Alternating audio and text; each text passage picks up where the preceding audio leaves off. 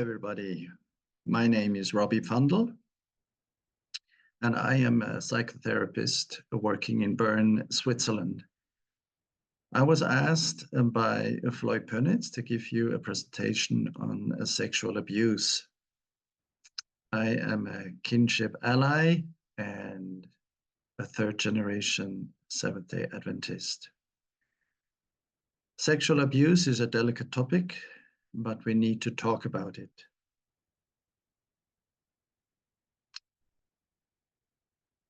I will present this presentation in two parts.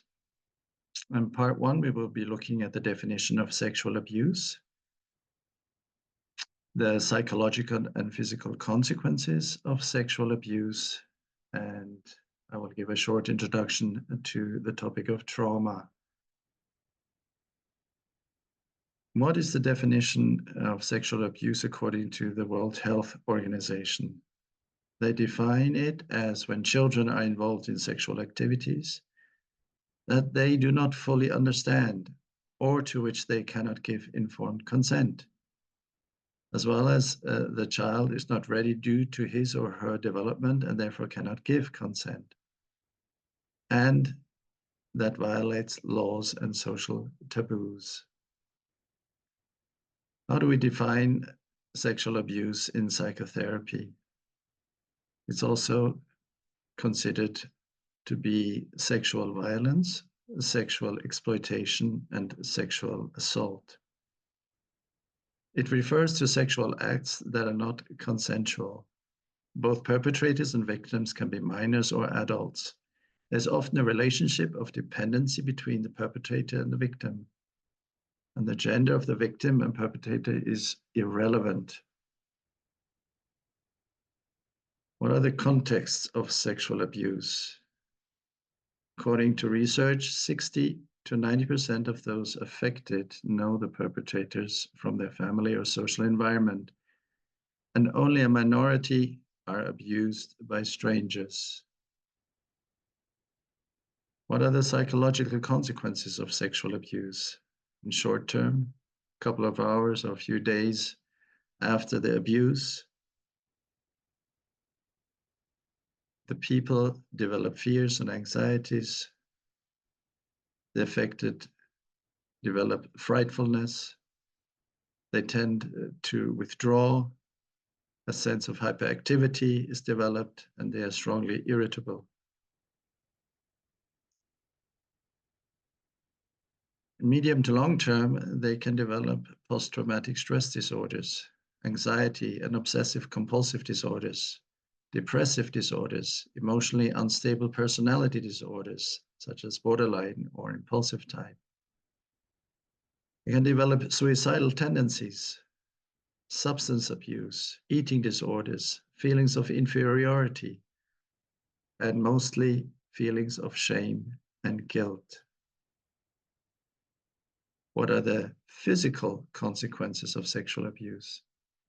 Medium to long term, they can develop an impairment of the immune system, gynecological diseases, pain disorders, gastrointestinal diseases, disorders of the heart and lungs, as well as a reduction of brain structures for emotional regulation, for memory function, and a reduced attention performance. What can protect people who are sexually abused of developing these diseases and dysfunctions? Research has shown that people with an optimistic and confident attitude are less inclined to develop disorders. People with self-efficacy beliefs. People who have active coping behavior and problem-solving skills. People with social competence. Also people with secure emotional attachment to family, even though sexual abuse is often happens in family settings. People who have a strong school commitment, and people with a religious or spiritual background are less prone to develop trauma and disorders due to sexual abuse. But I have to mention here that sexual abuse also takes place within church environments, many times, sadly to say.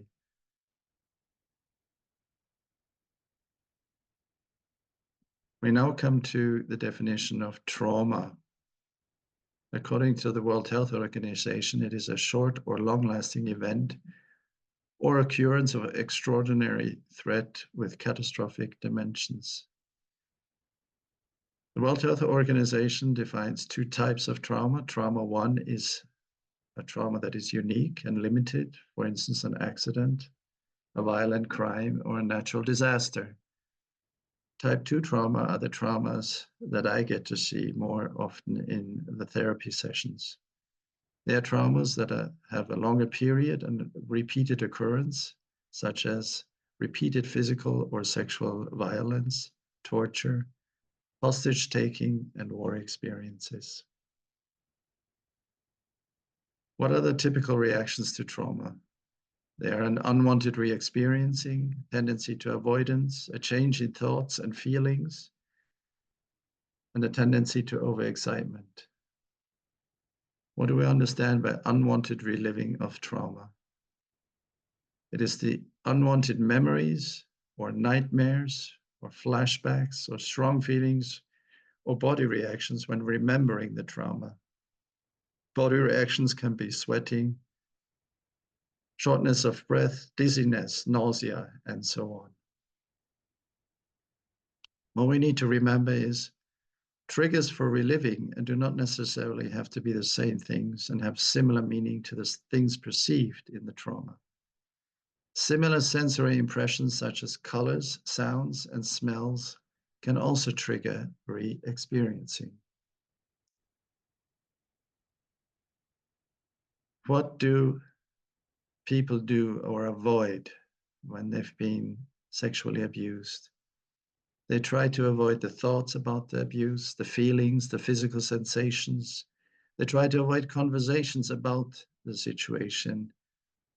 They try to avoid places where the abuse happened. They try to avoid the activities they used to enjoy, and they try to avoid situations or people that are reminiscent of the trauma.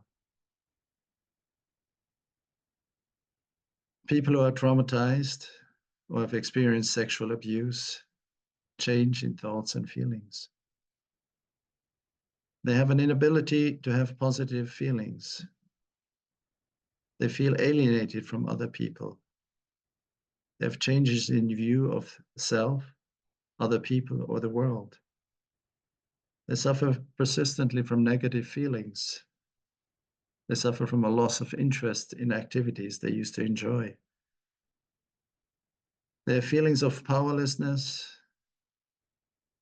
and constantly feel at the mercy of others. Under overexcitement and hypervigilance, they suffer from sleep disturbances, excessive anger or irritability, reckless or self-harming behavior. They have difficulty in concentrating, tend to be excessively alert, or have a tendency to be easily startled. In summary, sexual abuse has psychological and physical consequences. The symptoms of trauma are unwanted re-experiencing, such as flashbacks, intensive re-experiencing, and intrusion, imposing memories. Avoidance is a core symptom, changes in thinking and feeling, hypervigilance and frightfulness, and last but not least, sleep disorders.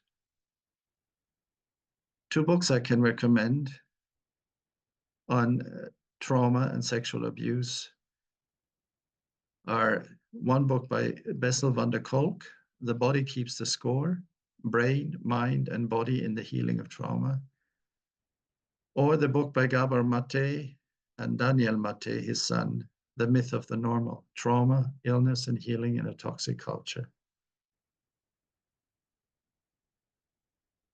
In part 2 of these presentations, we will look at trauma more precisely, the symptoms of freeze and dissociation, and at possible therapies.